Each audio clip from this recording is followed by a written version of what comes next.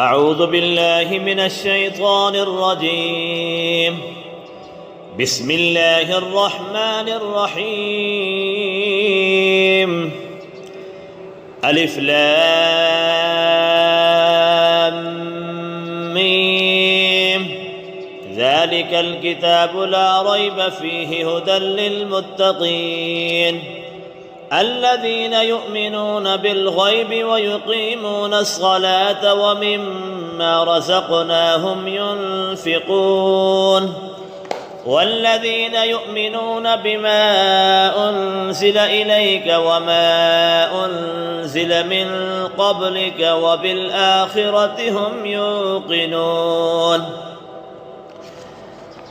أولئك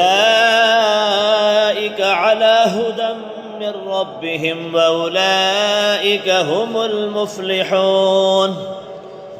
إن الذين كفروا سواء عليهم أأنذرتهم أم لم تنذرهم لا يؤمنون. ختم الله على قلوبهم وعلى سمعهم وعلى أبصارهم غشاوة ولهم عذاب عظيم. ومن الناس من يقول آمنا بالله وباليوم الآخر وما هم بمؤمنين يخادعون الله والذين آمنوا وما يخدعون إلا أنفسهم وما يشعرون. في قلوبهم مرض فزادهم الله مرضا ولهم عذاب أليم بما كانوا يكذبون. وإذا قيل لهم لا تفسدوا في الأرض قالوا إنما نحن مصلحون ألا إنهم هم المفسدون ولكن لا يشعرون. وإذا قيل لهم آمنوا كما آمن الناس قالوا أنؤمن كما آمن السفهاء ألا إنهم هم السفهاء ولكن لا يعلمون. وإذا لقوا الذين آمنوا قالوا آمنا وإذا خلوا إلى شياطينهم قالوا إنا معكم إنما نحن مستهزئون. الله يستهزئ بهم ويمدهم في طغيانهم يعمهون. أولئك الذين اشتروا الضلالة بالهدى فما ربحت تجارتهم وما كانوا مهتدين. مثلهم كمثل الذي استوقد نارا فلما أضاءت ما حوله ذهب الله بنورهم وتركهم في ظلمات لا يبصرون. صم بكم عمي فهم لا يرجعون. أو كصيب من السماء فيه ظلمات ورعد وبرق يجعلون أصابعهم في آذانهم من الصواعق حذر الموت والله محيط بالكافرين. يكاد البرق يخطف أبصارهم كلما أضاء لهم مشوا فيه وإذا أظلم عليهم قاموا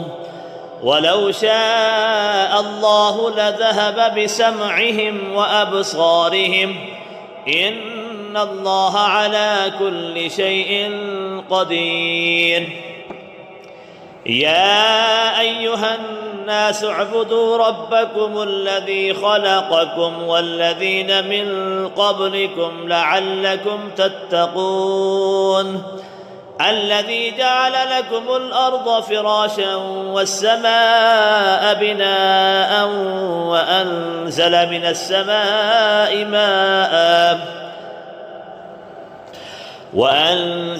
السماء ماء فأخرج به من الثمرات رزقا لكم فلا تجعلوا لله أندادا وأنتم تعلمون. وإن كنتم في ريب مما نزلنا على عبدنا فأتوا بسورة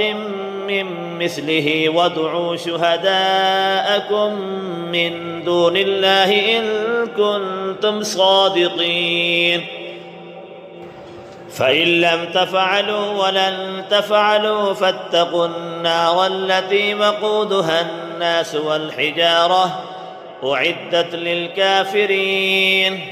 وبشر الذين آمنوا وعملوا الصالحات أن لهم جنات تجري من تحتها الأنهار كلما رزقوا منها من ثمرة رزقا قالوا هذا الذي رزقنا من قبل وأتوا به متشابها ولهم فيها أزواج مطهرة وهم فيها خالدون إن الله لا يستحيي أن يضرب مثلا ما بعوضة فما فوقها فأما الذين آمنوا فيعلمون أنه الحق من ربهم وأما الذين كفروا فيقولون ماذا أراد الله بهذا مثلا يضل به كثيرا ويهدي به كثيرا وما يضل به إلا الفاسقين الذين ينقضون عهد الله من بعد ميثاقه ويقطعون ما أمر الله به أن يوصل ويفسدون في الأرض أولئك هم الخاسرون كيف تكفرون بالله وكنتم أمواتا فأحياكم ثم يميتكم ثم يحييكم ثم إليه ترجعون هو الذي خلق لكم ما في الأرض جميعا ثم استوى إلى السماء فسواهن 7 سماوات وهو بكل شيء عليم وإذ قال ربك للملائكة إني جاعل في الأرض خليفة قالوا أتجعل فيها من يفسد فيها ويسفك الدماء ونحن نسبح بحمدك ونقدس لك قال إني أعلم ما لا تعلمون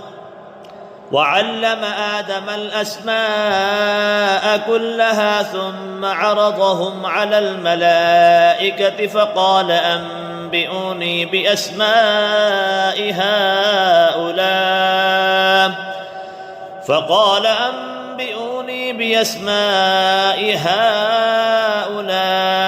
إن كنتم صادقين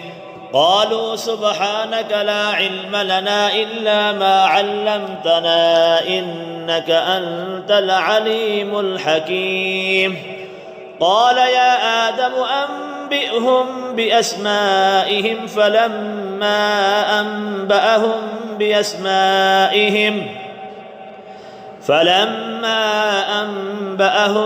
بأسمائهم قال ألم أقل لكم إني أعلم غيب السماوات والأرض وأعلم ما تبدون وما كنتم تكتمون وإذ قلنا للملائكة اسجدوا لآدم فسجدوا إلا إبليس أبى واستكبر وكان من الكافرين وقلنا يا آدم اسكن أنت وزوجك الجنة وكلا منها رغدا حيث شئتما ولا تقربا هذه الشجرة فتكونا من الظالمين فأزلهما الشيطان عنها فأخرجهما مما كانا فيه وقلنا اهبطوا بعضكم لبعض عدو ولكم في الأرض مستقر ومتاع إلى حين فتلقى آدم من ربه كلمات فتاب عليه إنه هو التواب الرحيم. قل اهبطوا منها جميعا فإما يأتينكم مني هدى فمن تبع هداي فلا خوف عليهم ولا هم يحزنون. والذين كفروا وكذبوا بآياتنا أولئك أصحاب النار هم فيها خالدون. يا بني إسرائيل اذكروا نعمتي التي أنعمت عليكم وأوفوا بعهدي أوف بعهدكم وإياي فارهبون. وآمنوا بما أنزلت مصدقا لما معكم ولا تكونوا أول كافر به ولا تشتروا بآياتي ثمنا قليلا وإياي فاتقون. ولا تلبسوا الحق بالباطل وتكتموا الحق وأنتم تعلمون. وأقيموا الصلاة وآتوا الزكاة واركعوا مع الراكعين. أتأمرون الناس بالبر وتنسون أنفسكم وأنتم تتلون الكتاب أفلا تعقلون. واستعينوا بالصبر والصلاة وإنها لكبيرة إلا على الخاشعين الذين يظنون أنهم ملاقو ربهم وأنهم إليه راجعون. يا بني إسرائيل اذكروا نعمتي التي أنعمت عليكم وأني فضلتكم على العالمين. واتقوا يوما لا تجزي نفس عن نفس شيئا ولا يقبل منها شفاعة ولا يؤخذ منها عدل ولا هم ينصرون. وإذ نجيناكم من آل فرعون يسومونكم سوء العذاب يذبحون أبناءكم ويستحيون نساءكم وفي ذلكم بلاء من ربكم عظيم. وإذ فرقنا بكم البحر فأنجيناكم وأغرقنا آل فرعون وأنتم تنظرون. وإذ واعدنا موسى 40 ليلة ثم اتخذتم العجل من بعده وأنتم ظالمون ثم عفونا عنكم من بعد ذلك لعلكم تشكرون. وإذ آتينا موسى الكتاب والفرقان لعلكم تهتدون. وإذ قال موسى لقومه يا قوم إنكم ظلمتم أنفسكم باتخاذكم العجل فتوبوا إلى بارئكم فاقتلوا أنفسكم ذلكم خير لكم عند بارئكم فتاب عليكم إنه هو التواب الرحيم. وإذ قلتم يا موسى لن نؤمن لك حتى نرى الله جهرة فأخذتكم الصاعقة وأنتم تنظرون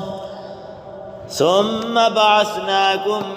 من بعد موتكم لعلكم تشكرون. وظللنا عليكم الغمام وأنزلنا عليكم المن والسلوى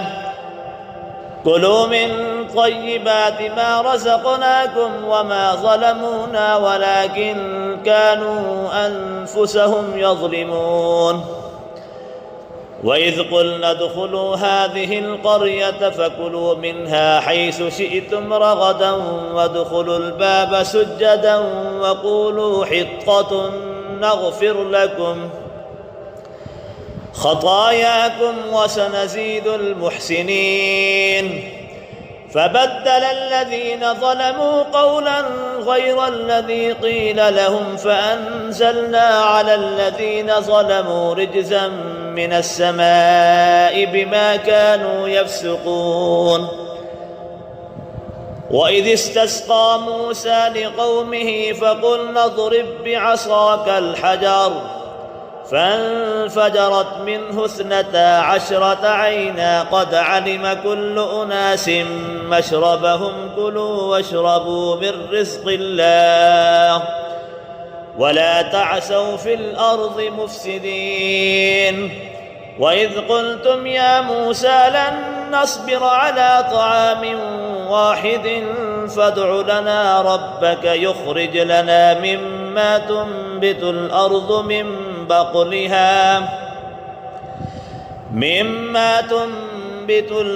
من بقلها وقثائها وفومها وعدسها وبصلها. قال أتستبدلون الذي هو أدنى بالذي هو خير اهبطوا مصرا فإن لكم ما سألتم وضربت عليهم الذلة والمسكنة وباءوا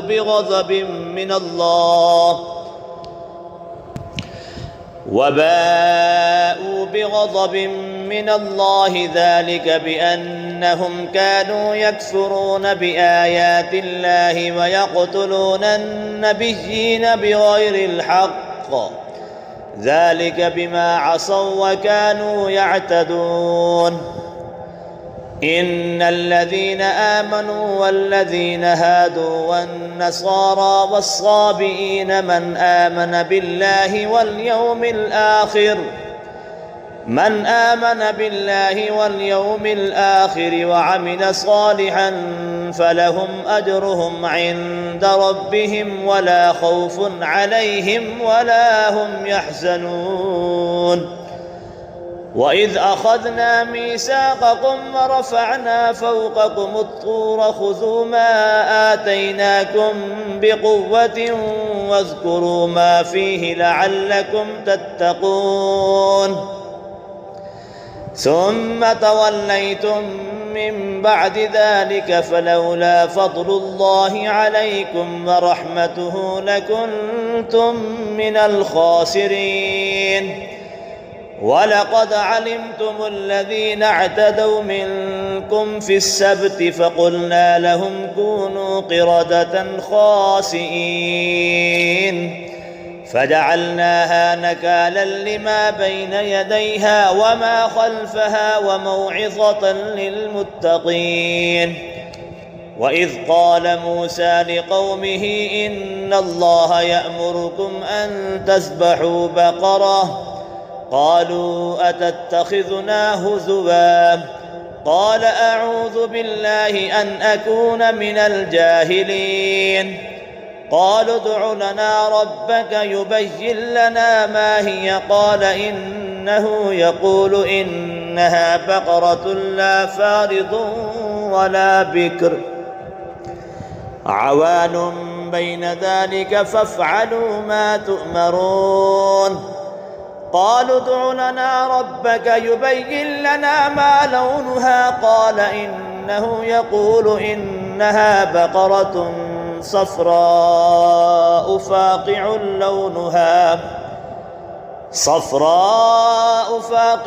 لونها تسر الناظرين. قالوا ادع لنا ربك يبين لنا ما هي إن البقرة شابه علينا وإنا إن شاء الله لمهتدون. قال إنه يقول إنها بقرة لا ذلول تثير الأرض ولا تسقي الحرث مسلمة لا شية فيها. قالوا الآن جئت بالحق فذبحوها وما كادوا يفعلون. وإذ قتلتم نفسا فادارأتم فيها والله مخرج ما كنتم تكتمون. فقلنا اضربوه ببعضها كذلك يحيي الله الموتى ويريكم آياته لعلكم تعقلون ثم قست قلوبكم من بعد ذلك فهي كالحجارة أو أشد قسوة وإن من الحجارة لما يتفجر منه الأنهار وإن منها لما يشقق فيخرج منه الماء وإن منها لما يهبط من خشية الله وما الله بغافل عما تعملون أفتطمعون أن يؤمنوا لكم وقد كان فريق منهم يسمعون كلام الله ثم يحرفونه من بعد ما عقلوه وهم يعلمون وإذا لقوا الذين آمنوا قالوا آمنا وإذا خلا بعضهم إلى بعض قالوا أتحدثونهم بما فتح الله عليكم ليحاجوكم به عند ربكم أفلا تعقلون أولا يعلمون أن الله يعلم ما يسرون وما يعلنون ومنهم أميون لا يعلمون الكتاب إلا أماني وإن هم إلا يظنون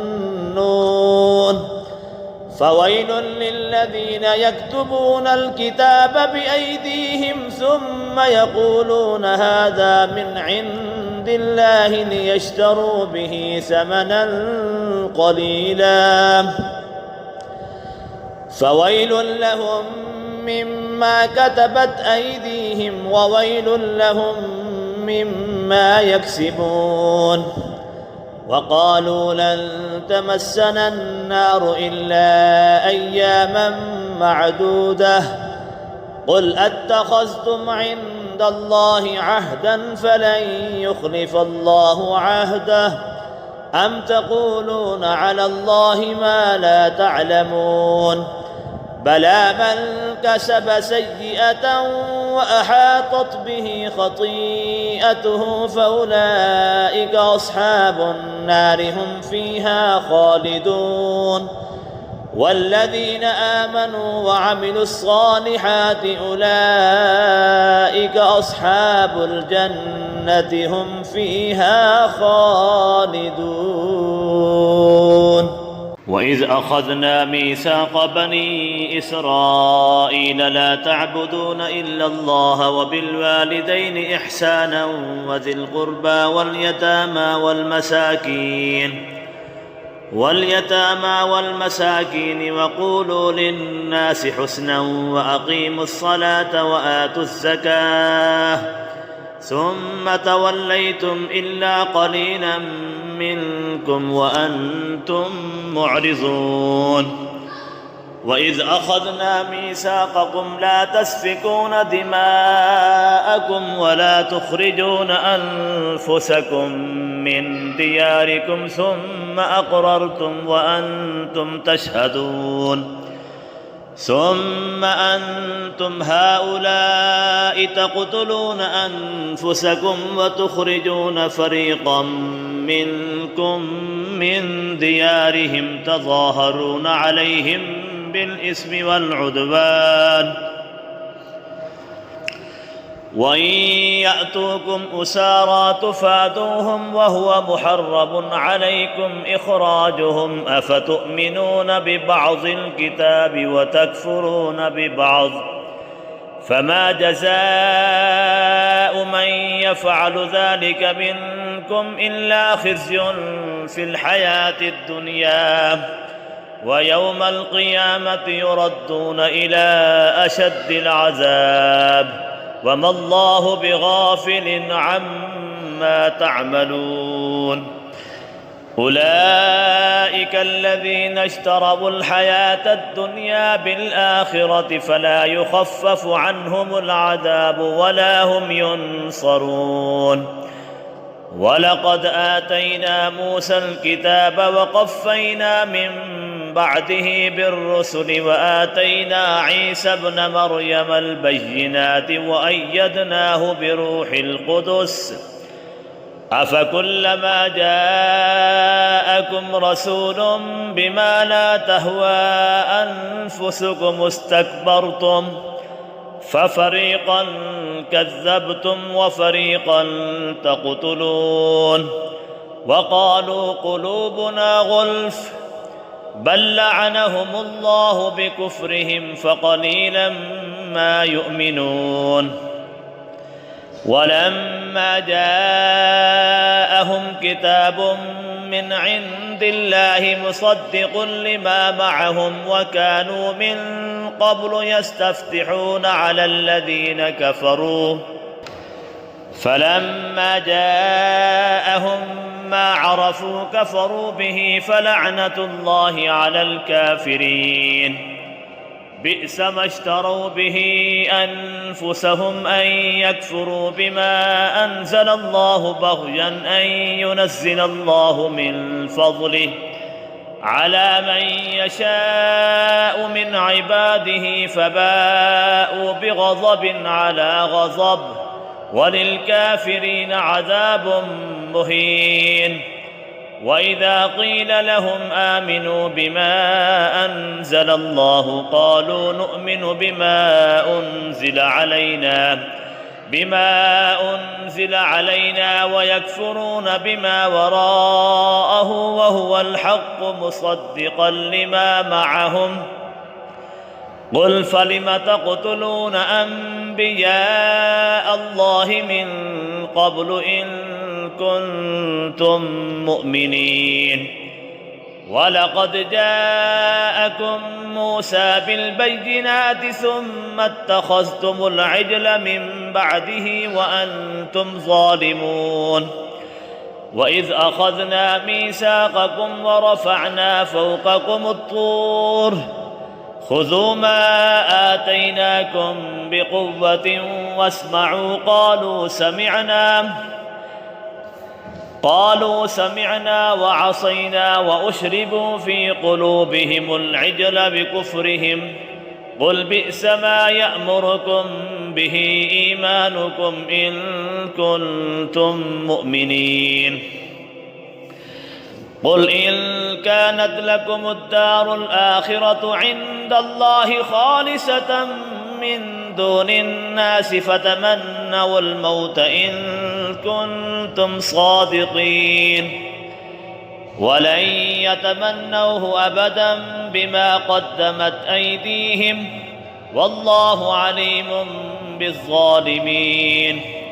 ولتجدنهم أحرص الناس على حياة ومن الذين أشركوا يود أحدهم لو يعمر 1000 سنة وما هو بمزحزحه من العذاب أن يعمر والله بصير بما يعملون. قل من كان عدوا لجبريل فإنه نزله على قلبك بإذن الله مصدقا لما بين يديه وهدى وبشرى للمؤمنين. من كان عدوا لله وملائكته ورسله وجبريل وميكال فإن الله عدو للكافرين. ولقد أنزلنا إليك آيات بينات وما يكفر بها إلا الفاسقون. أوكلما عاهدوا عهدا نبذه فريق منهم بل أكثرهم لا يؤمنون. ولما جاءهم رسول من عند الله مصدق لما معهم نبذ فريق من الذين أوتوا الكتاب من الذين أوتوا الكتاب كتاب الله وراء ظهورهم كأنهم لا يعلمون واتبعوا ما تتلو الشياطين على ملك سليمان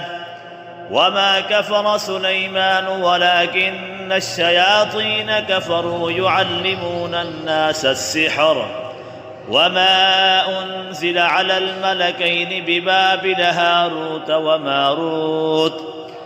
وما يعلمان من أحد حتى يقولا إنما نحن فتنة فلا تكفر فيتعلمون منهما ما يفرقون به بين المرء وزوجه وما هم بضارين به من أحد إلا بإذن الله ويتعلمون ما يضرهم ولا ينفعهم ولقد علموا لمن اشتراه ما له في الآخرة من خلاق ولبئس ما شروا به أنفسهم لو كانوا يعلمون ولو أنهم آمنوا واتقوا لمثوبة من عند الله خير لو كانوا يعلمون يا أيها الذين آمنوا لا تقولوا راعنا وقولوا انظرنا واسمعوا وللكافرين عذاب أليم ما يود الذين كفروا من أهل الكتاب ولا المشركين أن ينزل عليكم من خير من ربكم والله يختص برحمته من يشاء والله ذو الفضل العظيم ما ننسخ من آية أو ننسها نأت بخير منها أو مثلها ألم تعلم أن الله على كل شيء قدير ألم تعلم أن الله له ملك السماوات والأرض وما لكم من دون الله من ولي ولا نصير أم تريدون أن تسألوا رسولكم كما سئل موسى من قبل ومن يتبدل الكفر بالإيمان فقد ضل سواء السبيل ود كثير من أهل الكتاب لو يردونكم من بعد إيمانكم كفارا حسدا من عند أنفسهم من بعد ما تبين لهم الحق فاعفوا واصفحوا حتى يأتي الله بأمره إن الله على كل شيء قدير وأقيموا الصلاة وآتوا الزكاة وما تقدموا لأنفسكم من خير تجدوه عند الله إن الله بما تعملون بصير وقالوا لن يدخل الجنة إلا من كان هودا أو نصارى تلك أمانيهم قل هاتوا برهانكم إن كنتم صادقين بلى من أسلم وجهه لله وهو محسن فله أجره عند ربه ولا خوف عليهم ولا هم يحزنون وقالت اليهود ليست النصارى على شيء وقالت النصارى ليست اليهود على شيء وهم يتلون الكتاب كذلك قال الذين لا يعلمون مثل قولهم فالله يحكم بينهم يوم القيامة فيما كانوا فيه يختلفون ومن أظلم ممن منع مساجد الله أن يذكر فيها اسمه وسعى في خرابها أولئك ما كان لهم أن يدخلوها إلا خائفين لهم في الدنيا خزي ولهم في الآخرة عذاب عظيم ولله المشرق والمغرب فأينما تولوا فثم وجه الله إن الله واسع عليم. وقالوا اتخذ الله ولدا سبحانه بل له ما في السماوات والأرض كل له قانتون بديع السماوات والأرض وإذا قضى أمرا فإنما يقول له كن فيكون. وقال الذين لا يعلمون لولا يكلمنا الله أو تأتينا آية وقال الذين لا يعلمون لولا يكلمنا الله أو تأتينا آية كذلك قال الذين من قبلهم مثل قولهم تشابهت قلوبهم قد بينا الآيات لقوم يوقنون. إنا أرسلناك بالحق بشيرا ونذيرا ولا تسأل عن أصحاب الجحيم. ولن ترضى عنك اليهود ولا النصارى حتى تتبع ملتهم قل إن هدى الله هو الهدى ولئن اتبعت أهواءهم بعد الذي جاءك من العلم ما لك من الله من ولي ولا نصير. الذين آتيناهم الكتاب يتلونه حق تلاوته أولئك يؤمنون به ومن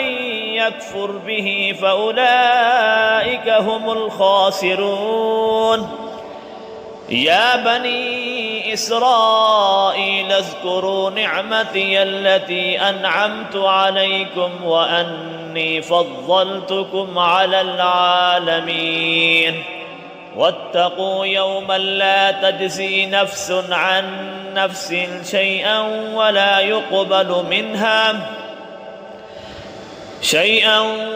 يقبل منها عدل ولا تنفعها شفاعة ولا هم ينصرون. وإذ ابتلى إبراهيم ربه بكلمات فأتمهن قال إني جاعلك للناس إماما قال ومن ذريتي قال لا ينال عهد الظالمين. وإذ جعلنا البيت مثابة للناس وأمنا واتخذوا من مقام إبراهيم مصلى وعهدنا إلى إبراهيم وإسماعيل أن طهرا بيتي للطائفين والعاكفين والركع السجود. وإذ قال إبراهيم رب اجعل هذا بلدا آمنا وارزق أهله من الثمرات من آمن بالله واليوم الآخر قال ومن كفر فأمتعه قليلا ثم أضطره إلى عذاب النار وبئس المصير. وإذ يرفع إبراهيم القواعد من البيت وإسماعيل ربنا تقبل منا إنك أنت السميع العليم ربنا وجعلنا مسلمين لك ومن ذريتنا أمة مسلمة لك وأرنا مناسكنا وتب علينا إنك أنت التواب الرحيم. ربنا وابعث فيهم رسولا منهم يتلو عليهم آياتك ويعلمهم الكتاب والحكمة ويزكيهم إنك أنت العزيز الحكيم. ومن يرغب عن ملة إبراهيم إلا من سفه نفسه ولقد اصطفيناه في الدنيا وإنه في الآخرة لمن الصالحين إذ قال له ربه أسلم قال أسلمت لرب العالمين ووصى بها إبراهيم بنيه ويعقوب يا بني إن الله اصطفى لكم الدين فلا تموتن إلا وأنتم مسلمون أم كنتم شهداء إذ حضر يعقوب الموت أم كنتم شهداء إذ حضر يعقوب الموت إذ قال لبنيه ما تعبدون من بعدي قالوا نعبد إلهك وإله آبائك إبراهيم وإسماعيل وإسحاق إلها واحدا ونحن له مسلمون تلك أمة قد خلت لها ما كسبت ولكم ما كسبتم ولا تسألون عما كانوا يعملون وقالوا كونوا هودا أو نصارى تهتدوا قل بل ملة إبراهيم حنيفا وما كان من المشركين قولوا آمنا بالله وما أنزل إلينا وما أنزل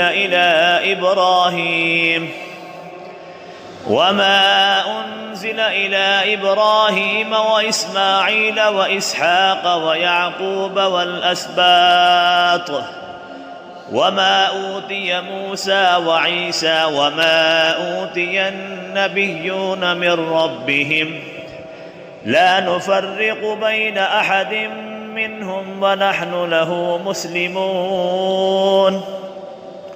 فإن آمنوا بمثل ما آمنتم به فقد اهتدوا وإن تولوا فإنما هم في شقاق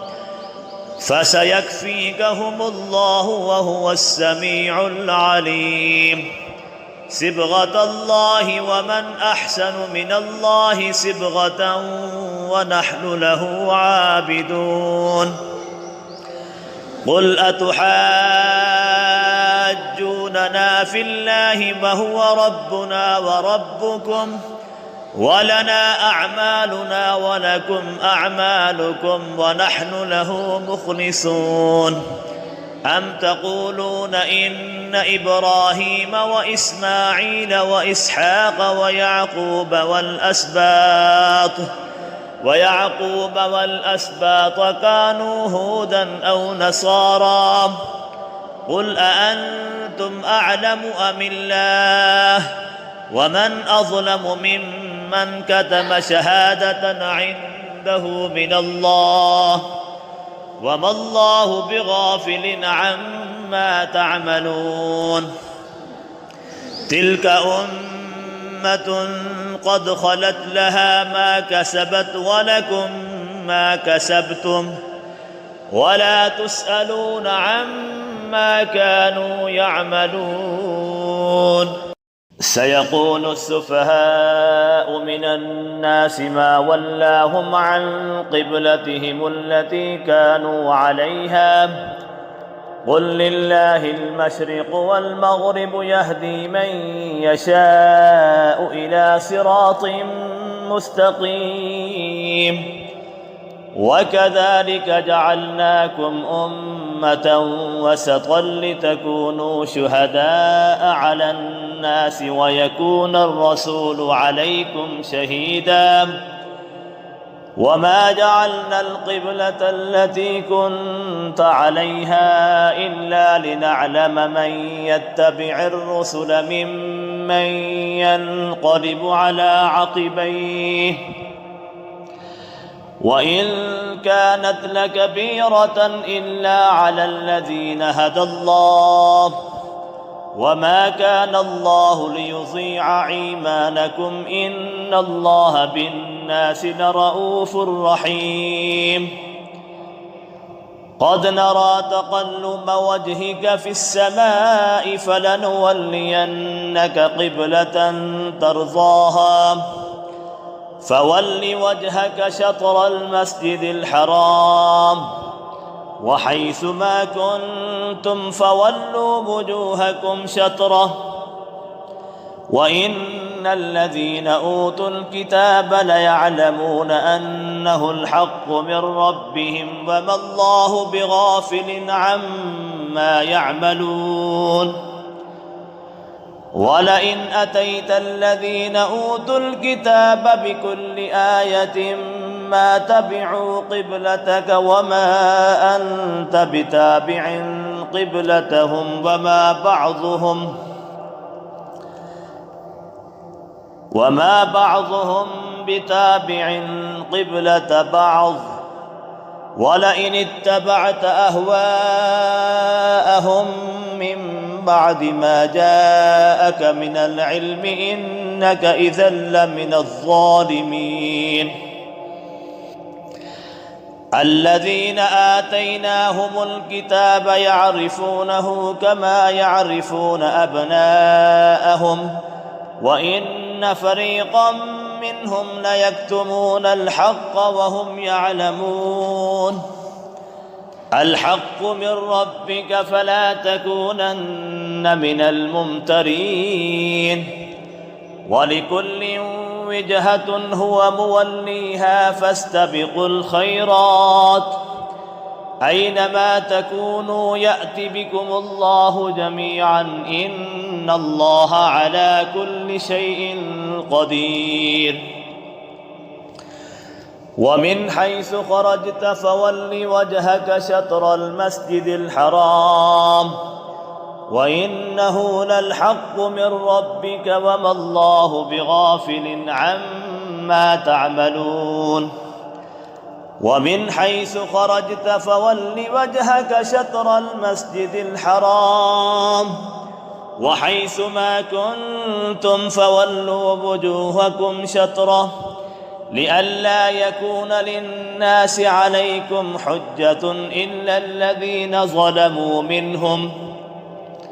فلا تخشوهم واخشوني ولأتم نعمتي عليكم ولعلكم تهتدون كما أرسلنا فيكم رسولا منكم يتلو عليكم آياتنا ويزكيكم ويعلمكم الكتاب والحكمة ويعلمكم ما لم تكونوا تعلمون فاذكروني أذكركم واشكروا لي ولا تكفرون يا أيها الذين آمنوا استعينوا بالصبر والصلاة إن الله مع الصابرين ولا تقولوا لمن يقتل في سبيل الله أموات بل أحياء ولكن لا تشعرون ولنبلونكم بشيء من الخوف والجوع ونقص من الأموال والأنفس والثمرات وبشر الصابرين الذين إذا أصابتهم مصيبة قالوا إنا لله وإنا إليه راجعون أولئك عليهم صلوات من ربهم ورحمة وأولئك هم المهتدون إن الصفا والمروة من شعائر الله فمن حج البيت أو اعتمر فلا جناح عليه أن يطوف بهما ومن تطوع خيرا فإن الله شاكر عليم. إن الذين يكتمون ما أنزلنا من البينات والهدى من بعد ما بيناه للناس في الكتاب أولئك يلعنهم الله ويلعنهم اللاعنون إلا الذين تابوا وأصلحوا وبينوا فأولئك أتوب عليهم وأنا التواب الرحيم.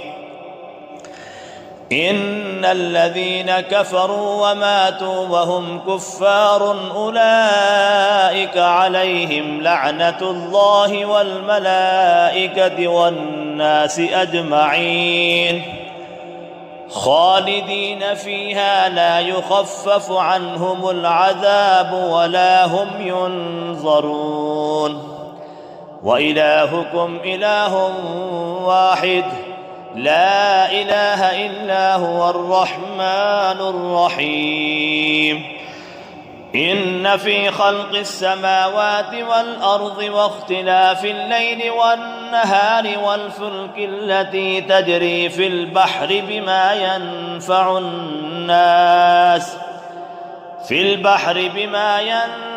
الناس وما أنزل الله من السماء من ماء فأحيا به الأرض بعد موتها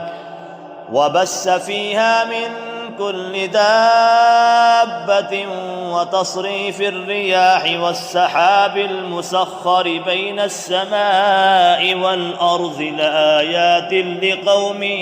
يعقلون. ومن الناس من يتخذ من دون الله أندادا يحبونهم كحب الله والذين آمنوا أشد حبا لله ولو يرى الذين ظلموا إذ يرون العذاب أن القوة لله جميعا وأن الله شديد العذاب. إذ تبرأ الذين اتبعوا من الذين اتبعوا ورأوا العذاب وتقطعت بهم الأسباب.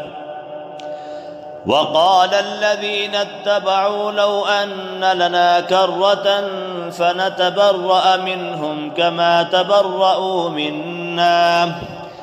كذلك يريهم الله أعمالهم حسرات عليهم وما هم بخارجين من النار. يا أيها الناس كلوا مما في الأرض حلالا طيبا ولا تتبعوا خطوات الشيطان إنه لكم عدو مبين. إنما يأمركم بالسوء والفحشاء وأن تقولوا على الله ما لا تعلمون. وإذا قيل لهم اتبعوا ما أنزل الله قالوا بل نتبع ما ألفينا عليه آباءنا أولو كان آباؤهم لا يعقلون شيئا ولا يهتدون. ومثل الذين كفروا كمثل الذي ينعق بما لا يسمع إلا دعاء ونداء صم بكم عمي فهم لا يعقلون. يا أيها الذين آمنوا كلوا من طيبات ما رزقناكم واشكروا لله إن كنتم إياه تعبدون. إنما حرم عليكم الميتة والدم ولحم الخنزير وما أهل به لغير الله فمن اضطر غير باغ ولا عاد فلا إثم عليه إن الله غفور رحيم. إن الذين يكتمون ما أنزل الله من الكتاب ويشترون به ثمنا قليلا أولئك ما يأكلون في بطونهم إلا النار ولا يكلمهم الله يوم القيامة ولا يزكيهم ولهم عذاب أليم أولئك الذين اشتروا الضلالة بالهدى والعذاب بالمغفرة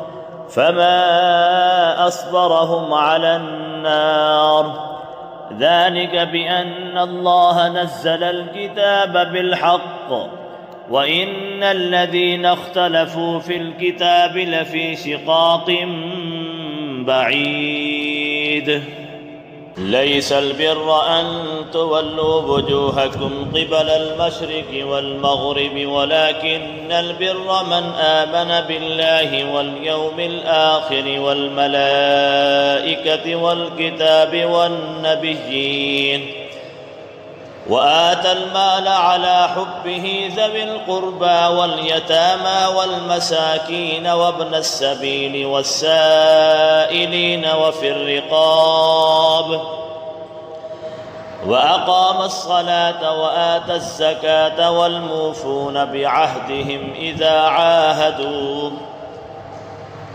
والصابرين في البأساء والضراء وحين البأس أولئك الذين صدقوا وأولئك هم المتقون يا أيها الذين آمنوا كتب عليكم القصاص في القتلى الحر بالحر والعبد بالعبد والأنثى بالأنثى فمن عفي له من أخيه شيء فاتباع بالمعروف وأداء إليه بإحسان ذلك تخفيف من ربكم ورحمة فمن اعتدى بعد ذلك فله عذاب أليم ولكم في القصاص حياة يا أولي الألباب لعلكم تتقون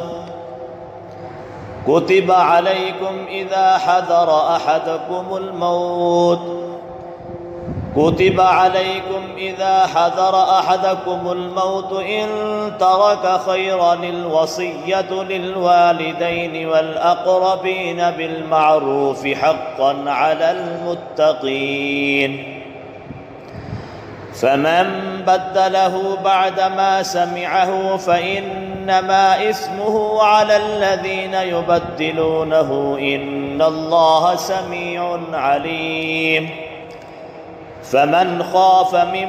موص جنفا أو إثما فأصلح بينهم فلا إثم عليه إن الله غفور رحيم يا أيها الذين آمنوا كتب عليكم الصيام كما كتب على الذين من قبلكم لعلكم تتقون أياما معدودات فمن كان منكم مريضا أو على سفر فعدة من أيام أخر وعلى الذين يطيقونه فدية طعام مسكين فمن تطوع خيرا فهو خير له وأن تصوموا خير لكم إن كنتم تعلمون شهر رمضان الذي أنزل فيه القرآن هدى للناس وبينات من الهدى والفرقان فمن شهد منكم الشهر فليصمه ومن كان مريضا أو على سفر فعدة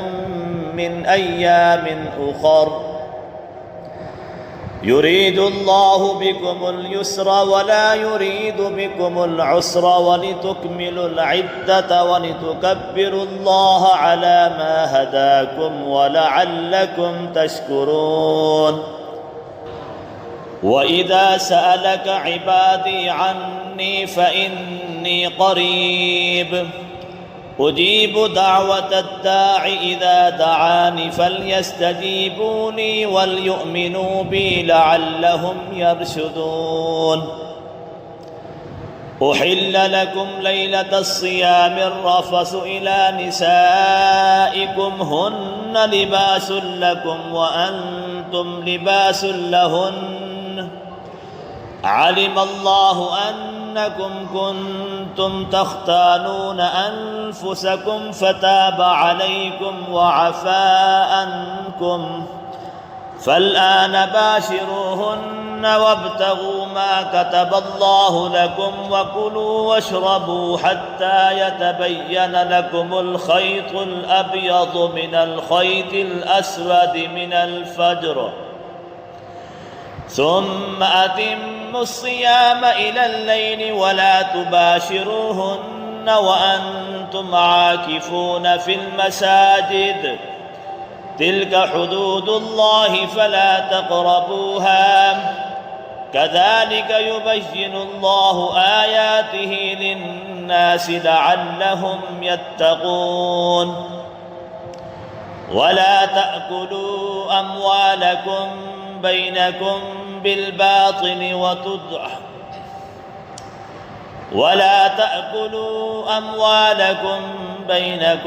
بالباطل وتدلوا بها إلى الحكام لتأكلوا فريقا من أموال الناس بالإثم وأنتم تعلمون. يسألونك عن الأهلة قل هي مواقيت للناس والحج وليس البر بأن تأتوا البيوت من ظهورها ولكن البر من اتقى وأتوا البيوت من أبوابها واتقوا الله لعلكم تفلحون. وقاتلوا في سبيل الله الذين يقاتلونكم ولا تعتدوا إن الله لا يحب المعتدين. وَاقْتُلُوهُمْ حَيْثُ ثَقِفْتُمُوهُمْ وَأَخْرِجُوهُمْ مِنْ حَيْثُ أَخْرَجُوكُمْ وَالْفِتْنَةُ أَشَدُّ مِنَ الْقَتْلِ وَلَا تُقَاتِلُوهُمْ عِندَ الْمَسْجِدِ الْحَرَامِ حَتَّى يُقَاتِلُوكُمْ فِيهِ فَإِنْ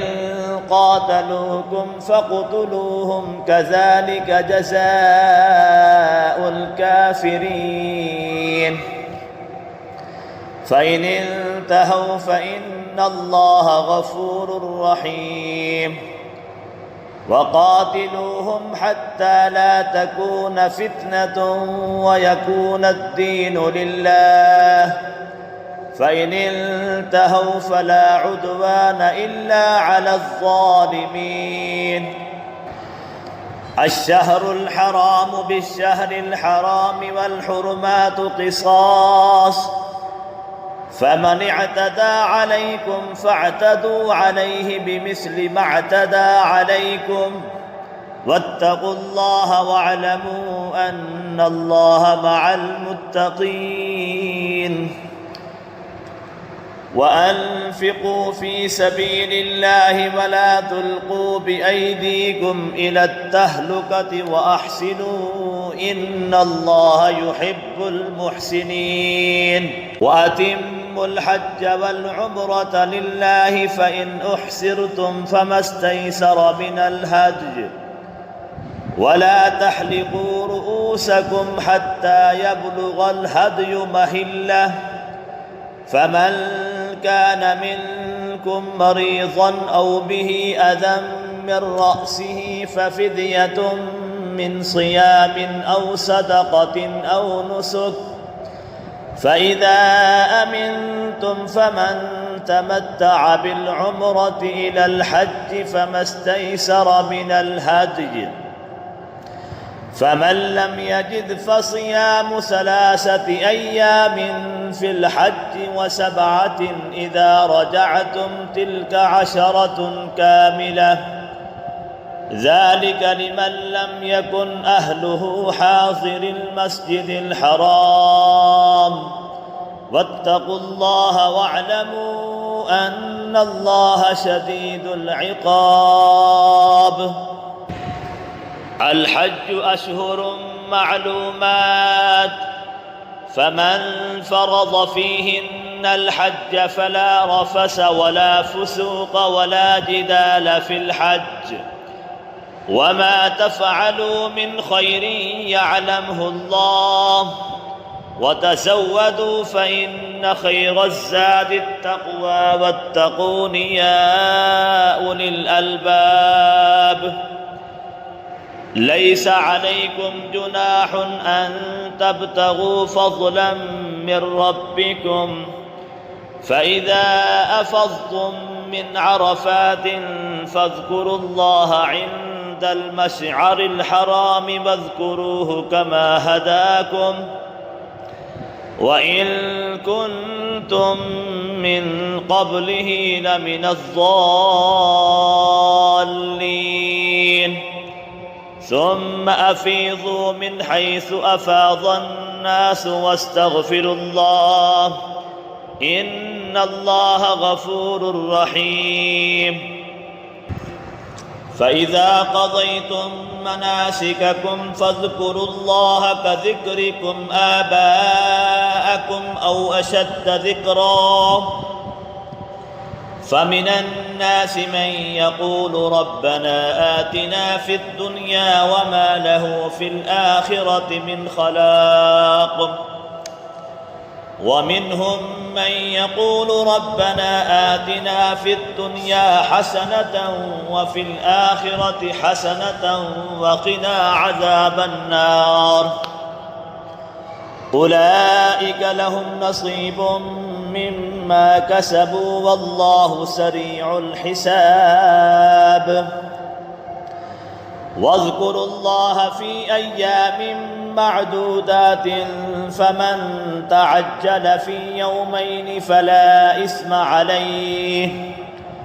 ومن تأخر فلا إثم عليه لمن اتقى، واتقوا الله واعلموا أنكم إليه تحشرون. ومن الناس من يعجبك قوله في الحياة الدنيا ويشهد الله على ما في قلبه وهو ألد الخصام، وإذا تولى سعى في الأرض ليفسد فيها ويهلك الحرث والنسل والله لا يحب الفساد. وإذا قيل له اتق الله أخذته العزة بالإثم فحسبه جهنم ولبئس المهاد. وإذا قيل له اتق الله أخذته العزة بالإثم فحسبه جهنم ولبئس المهاد. ومن الناس من يشري نفسه ابتغاء مرضات الله والله رؤوف بالعباد. يا أيها الذين آمنوا ادخلوا في السلم كافة ولا تتبعوا خطوات الشيطان إنه لكم عدو مبين. فإن سللتم من بعد ما جاءتكم البينات فاعلموا أن الله عزيز حكيم. هل ينظرون إلا أن يأتيهم الله في ظلل من الغمام والملائكة وقضي الأمر وإلى الله ترجع الأمور. سل بني إسرائيل كم آتيناهم من آية بينة ومن يبدل نعمة الله من بعد ما جاءته فإن الله شديد العقاب زين للذين كفروا الحياة الدنيا ويسخرون من الذين آمنوا والذين اتقوا فوقهم يوم القيامة والله يرزق من يشاء بغير حساب كان الناس أمة واحدة فبعث الله النبيين مبشرين ومنذرين وأنزل معهم الكتاب بالحق ليحكم بين الناس فيما اختلفوا فيه وما اختلف فيه إلا الذين أوتوه من بعد ما جاءتهم البينات بغيا بينهم فهدى الله الذين آمنوا لما اختلفوا فيه من الحق بإذنه والله يهدي من يشاء إلى صراط مستقيم أم حسبتم أن تدخلوا الجنة ولما يأتكم مثل الذين خلوا من قبلكم مستهم البأساء والضراء وزلزلوا حتى يقول الرسول والذين آمنوا معه متى نصر الله ألا إن نصر الله قريب يسألونك ماذا ينفقون قل ما أنفقتم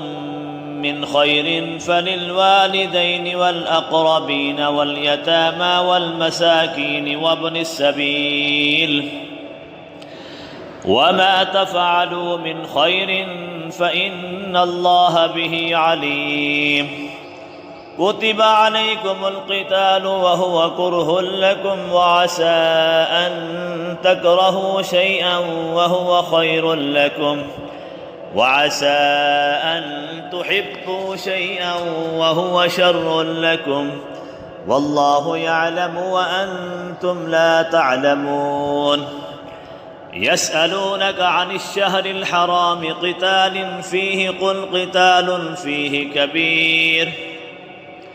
وصد عن سبيل الله وكفر به والمسجد الحرام وإخراج أهله منه أكبر عند الله والفتنة أكبر من القتل ولا يزالون يقاتلونكم حتى يردوكم عن دينكم إن استطاعوا ومن يرتد منكم عن دينه فيمت وهو كافر فأولئك حبطت أعمالهم في الدنيا والآخرة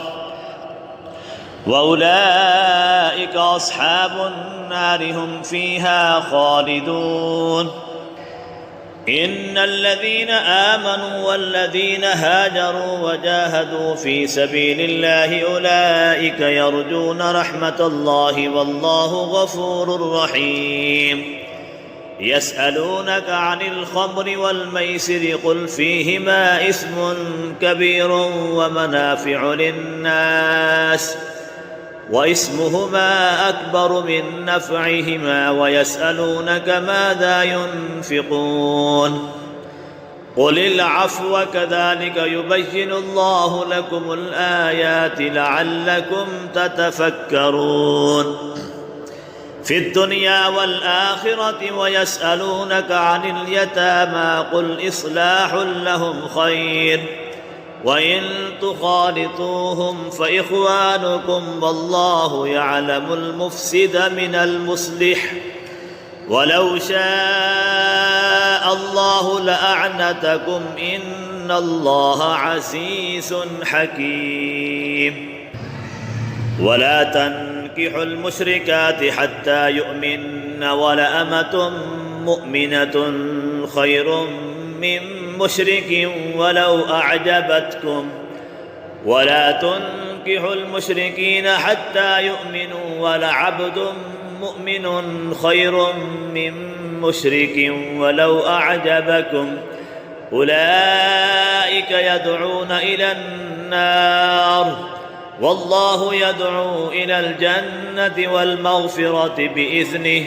ويبين آياته للناس لعلهم يتذكرون. ويسألونك عن المحيض قل هو أذى فاعتزلوا النساء في المحيض ولا تقربوهن حتى يطهرن فإذا تطهرن فأتوهن من حيث أمركم الله إن الله يحب التوابين ويحب المتطهرين. نساؤكم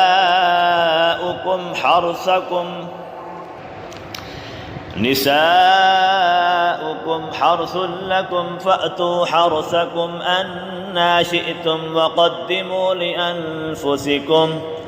واتقوا الله واعلموا أنكم ملاقوه وبشر المؤمنين. ولا تجعلوا الله عرضة لأيمانكم أن تبروا وتتقوا وتصلحوا بين الناس والله سميع عليم. لا يؤاخذكم الله باللغو في أيمانكم ولكن يؤاخذكم بما كسبت قلوبكم والله غفور حليم. للذين يؤلون من نسائهم تربص 4 أشهر فإن فاءوا فإن الله غفور رحيم. وإن عزموا الطلاق فإن الله سميع عليم. والمطلقات يتربصن بأنفسهن 3 قروء ولا يحل لهن أن يكتمن ما خلق الله في أرحامهن إن كن يؤمن بالله واليوم الآخر وبعولتهن أحق بردهن في ذلك إن أرادوا إصلاحا ولهن مثل الذي عليهن بالمعروف وللرجال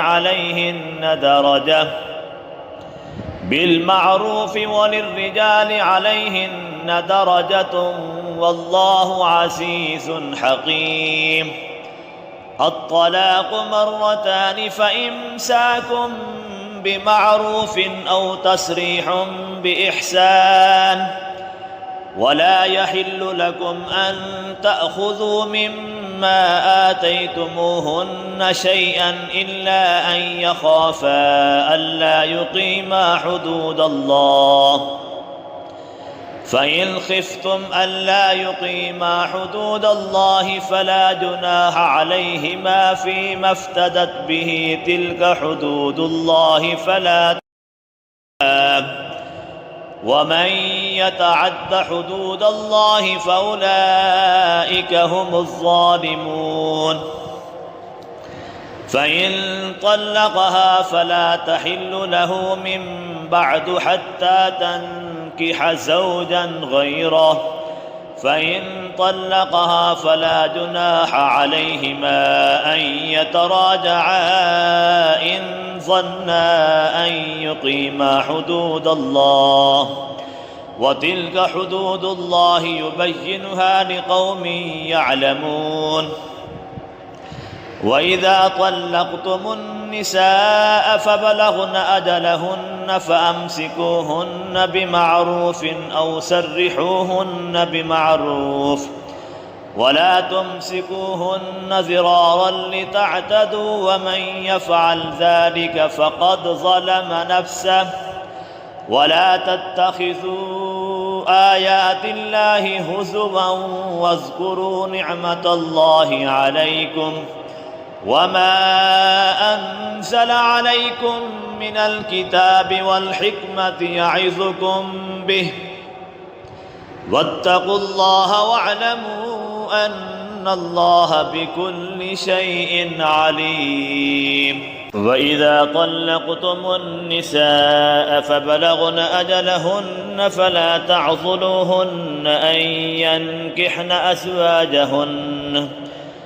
ينكحن أزواجهن إذا تراضوا بينهم بالمعروف، ذلك يوعظ به من كان منكم يؤمن بالله واليوم الآخر، ذلكم أزكى لكم وأطهر،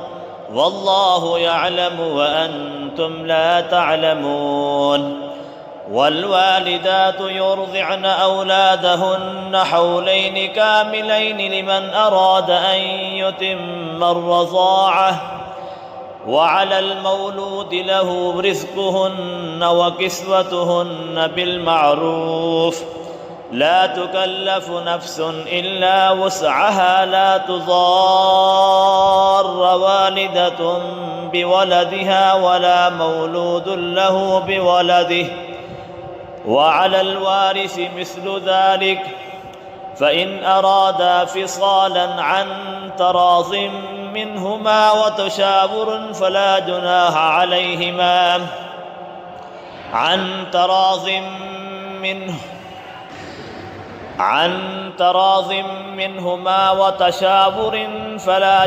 عليهما وإن أردتم أن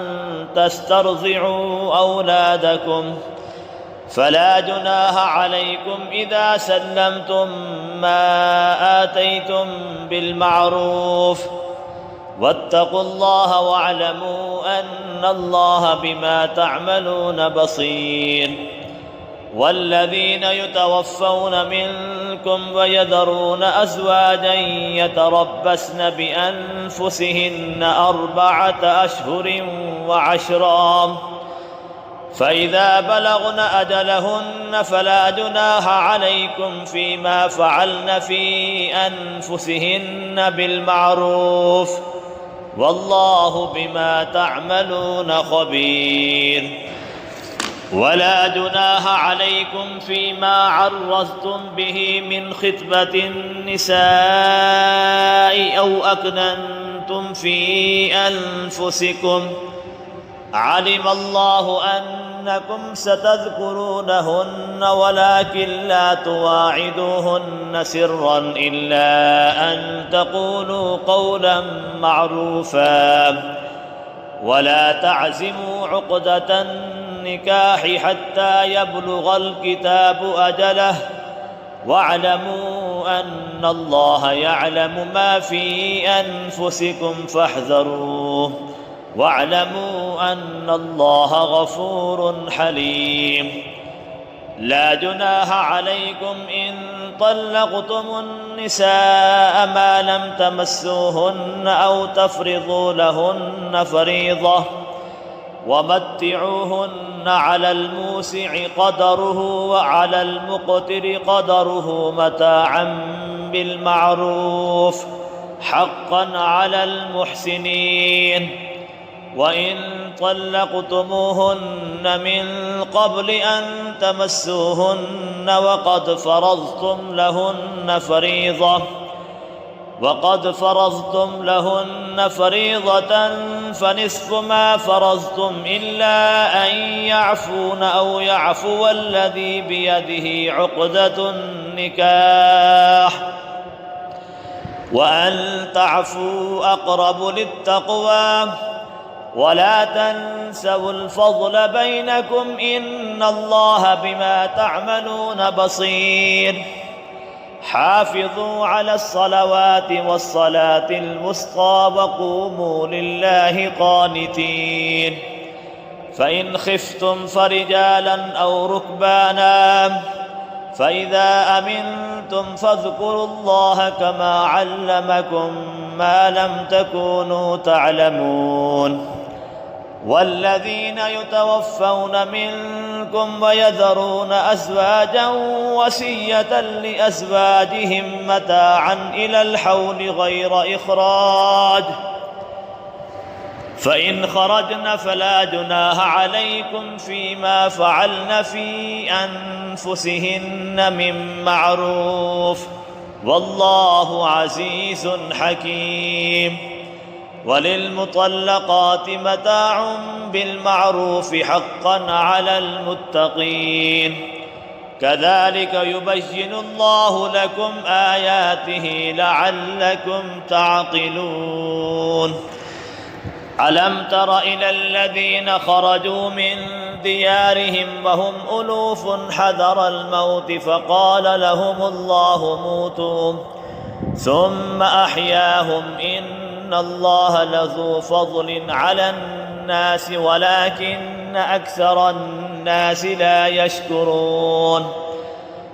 وقاتلوا في سبيل الله واعلموا أن الله سميع عليم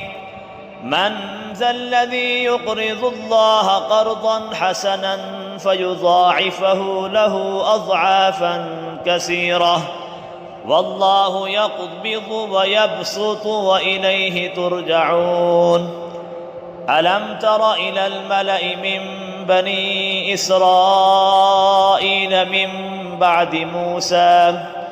إذ قالوا لنبي لهم ابعث لنا ملكا نقاتل في سبيل الله قال هل عسيتم إن كتب عليكم القتال ألا تقاتلوا قالوا وما لنا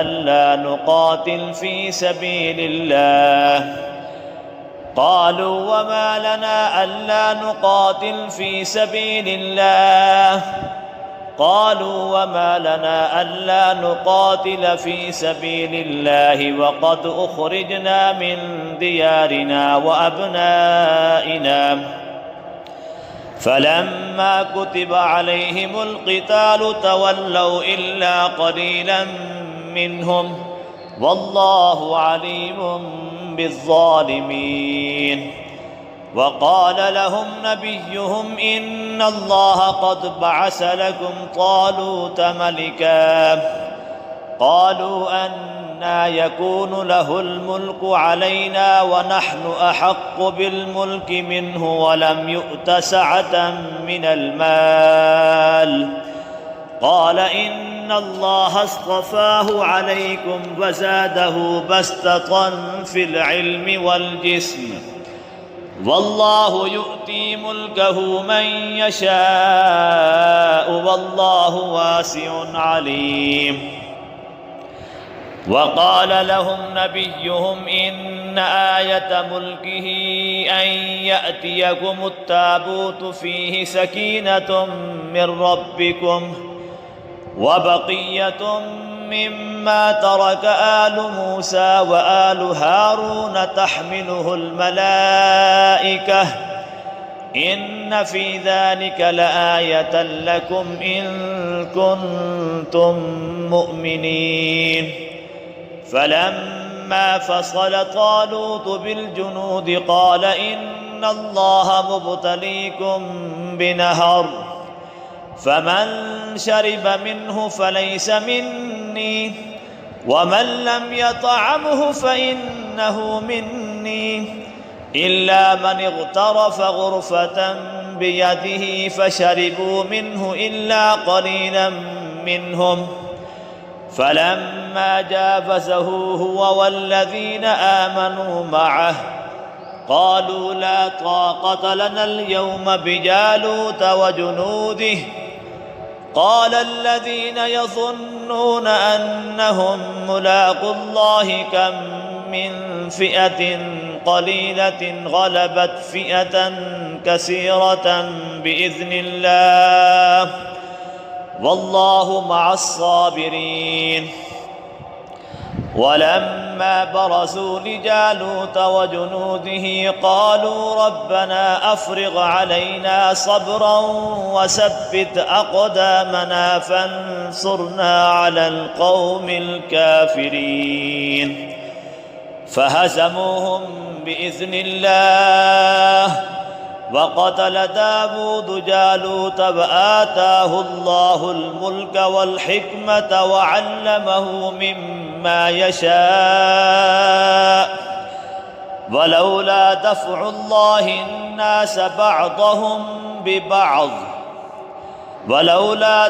الله الناس بعضهم ببعض لفسدت الأرض ولكن الله ذو فضل على العالمين. تلك آيات الله نتلوها عليك بالحق وإنك لمن المرسلين. تلك الرسل فضلنا بعضهم على بعض منهم من كلم الله ورفع بعضهم درجات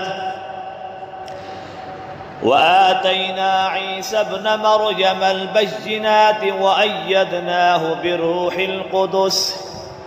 ولو شاء الله ما اقتتل الذين من بعدهم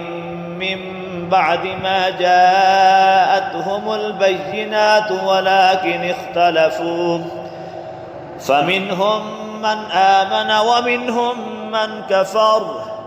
ولو شاء الله ما اقتتلوا ولكن الله يفعل ما يريد. يا أيها الذين آمنوا أنفقوا مما رزقناكم من قبل أن يأتي يوم لا بيع فيه ولا خلة ولا شفاعة والكافرون هم الظالمون. الله لا إله إلا هو الحي القيوم لا تأخذه سنة ولا نوم له ما في السماوات وما في الأرض من ذا الذي يشفع عنده إلا بإذنه يعلم ما بين أيديهم وما خلفهم ولا يحيطون بشيء من علمه إلا بما شاء وسع كرسيه السماوات والأرض ولا يؤوده حفظهما وهو العلي العظيم. لا إكراه في الدين قد تبين الرشد من الغي فمن يكفر بالطاغوت ويؤمن بالله فقد استمسك بالعروة الوثقى لا انفصام لها والله سميع عليم. الله ولي الذين آمنوا يخرجهم من الظلمات إلى النور والذين كفروا أولياؤهم الطاغوت يخرجونهم من النور إلى الظلمات أولئك أصحاب النار هم فيها خالدون. ألم تر إلى الذي حاج إبراهيم في ربه أن آتاه الله الملك إذ قال إبراهيم ربي الذي يحيي ويميت قال أنا أحيي وأميت قال إبراهيم فإن الله يأتي بالشمس من المشرق فأت بها من المغرب فبهت الذي كفر والله لا يهدي القوم الظالمين. أو كالذي مر على قرية وهي خاوية على عروشها قال أنى يحيي هذه الله بعد موتها فأماته الله 100 عام ثم بعثه قال كم لبثت قال لبثت يوما أو بعض يوم قال بل لبثت 100 عام فانظر إلى طعامك وشرابك لم يتسنه وانظر إلى حمارك ولنجعلك آية للناس وانظر إلى العظام كيف ننشزها ثم نكسوها لحما فلما تبين له قال أعلم أن الله على كل شيء قدير. وإذ قال إبراهيم رب أرني كيف تحيي الموتى قال أولم تؤمن قال بلى ولكن ليطمئن قلبي. قال فخذ 4 من الطير فسرهن إليك ثم اجعل على كل جبل منهن جزءا ثم ادعهن يأتينك سعيا واعلم أن الله عزيز حكيم. مثل الذين ينفقون أموالهم في سبيل الله كمثل حبة أنبتت 7 سنابل في كل سنبلة 100 حبة والله يضاعف لمن يشاء والله واسع عليم. الذين ينفقون أموالهم في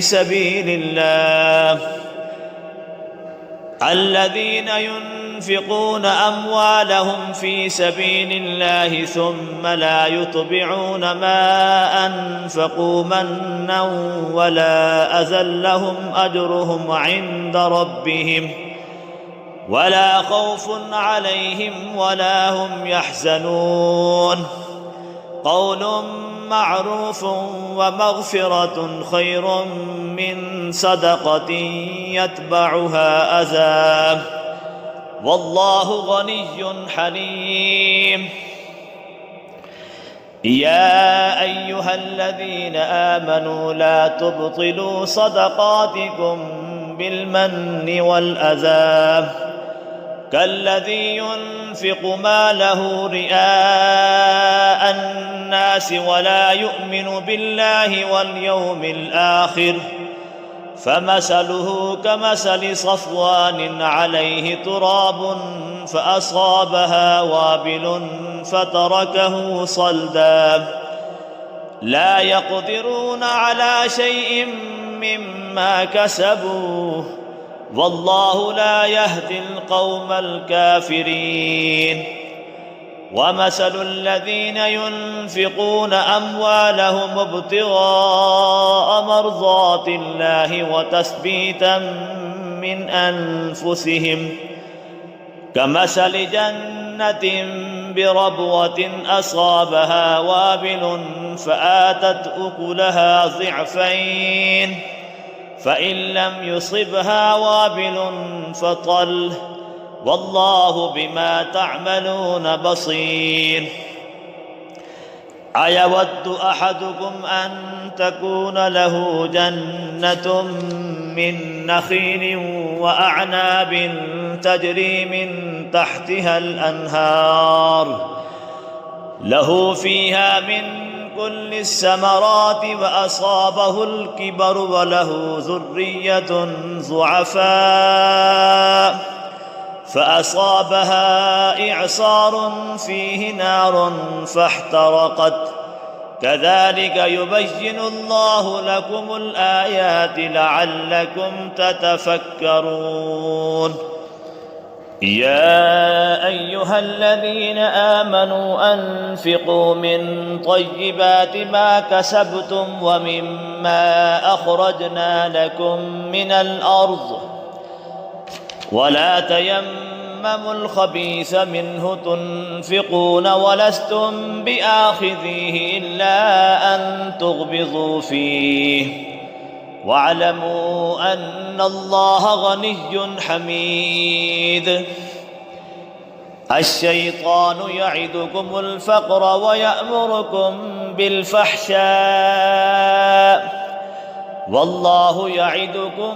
مغفرة منه وفضلا والله واسع عليم. يؤتي الحكمة من يشاء ومن يؤت الحكمة فقد أوتي خيرا كثيرا وما يذكر إلا أولو الألباب.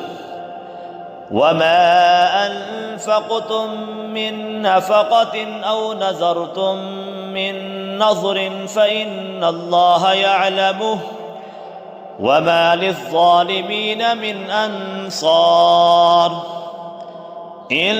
تبدوا الصدقات فنعما هي، وإن تخفوها وتؤتوها الفقراء فهو خير لكم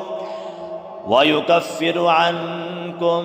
من سيئاتكم والله بما تعملون خبير.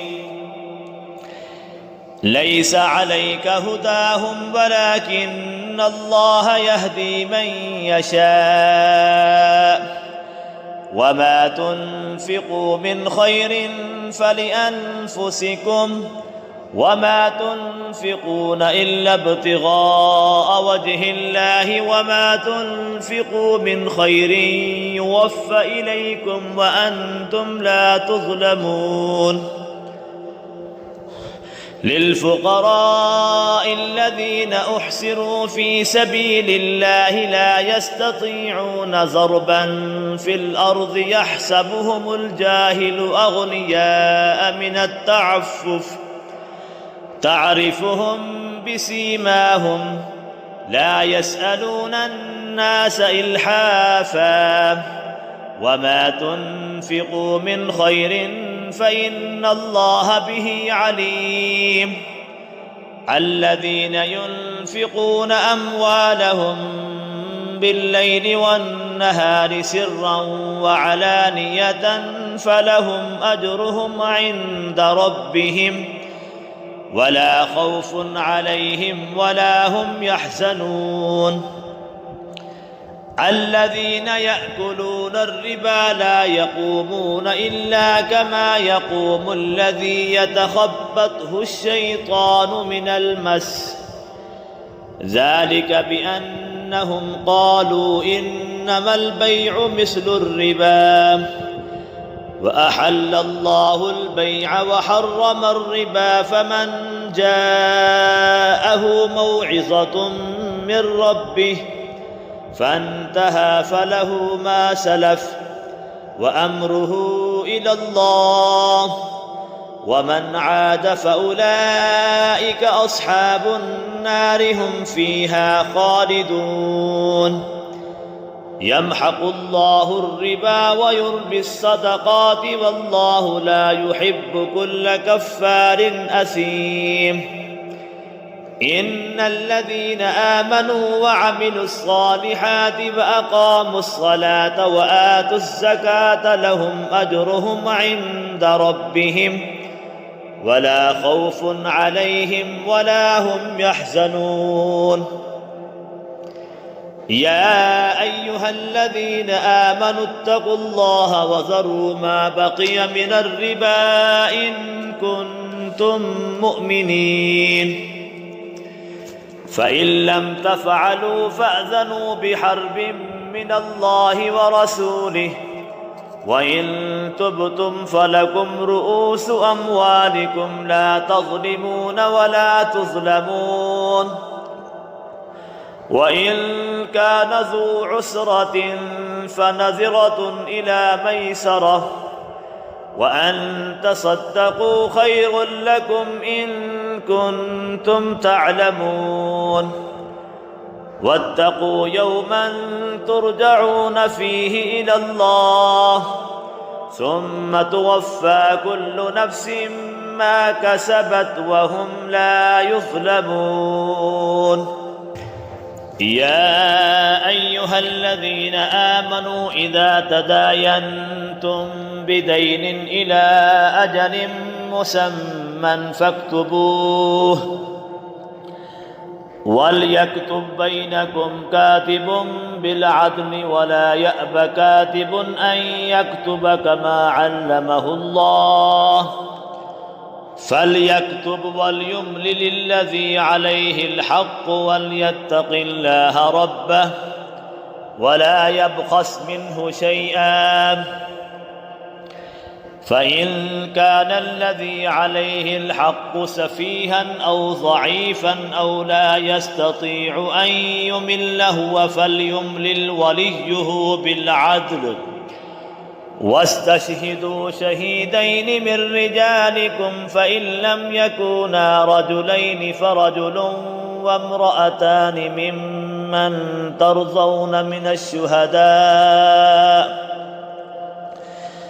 أن تصل إحداهما فتذكر إحداهما الأخرى ولا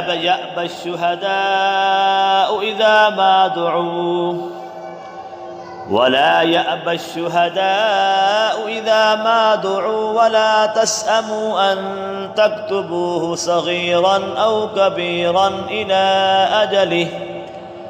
ذلكم أقسط عند الله وأقوم للشهادة وأدنى ألا ترتابوا إلا أن تكون تجارة حاذرة تديرونها بينكم فليس عليكم جناح ألا تكتبوها وأشهدوا إذا تبايعتم ولا يضار كاتب ولا شهيد وإن تفعلوا فإنه فسوق بكم واتقوا الله ويعلمكم الله والله بكل شيء عليم وإن كنتم على سفر ولم تجدوا كاتبا فرهان مقبوضة فإن أمن بعضكم بعضا فليؤدي الذي اؤتمن أمانته وليتق الله ربه ولا تكتموا الشهادة ومن يكتبها فإنه آثم قلبه والله بما تعملون عليم لله ما في السماوات وما في الأرض وإن تبدوا ما في أنفسكم أو تخفوه يحاسبكم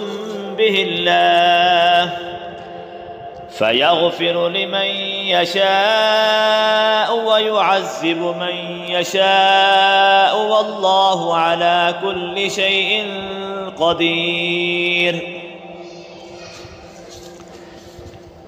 آمن الرسول بما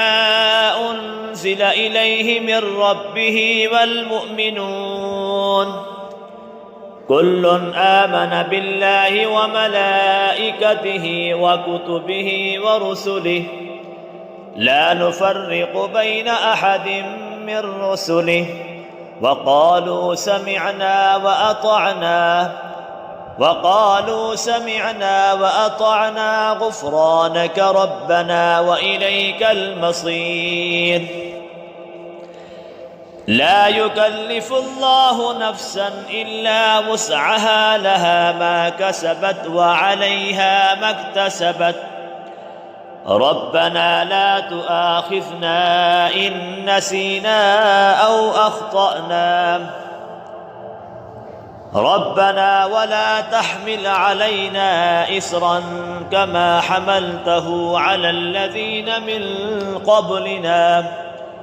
ربنا ولا تحملنا ما لا طاقة لنا به واعف عنا واغفر لنا وارحمنا أنت مولانا فانصرنا على القوم الكافرين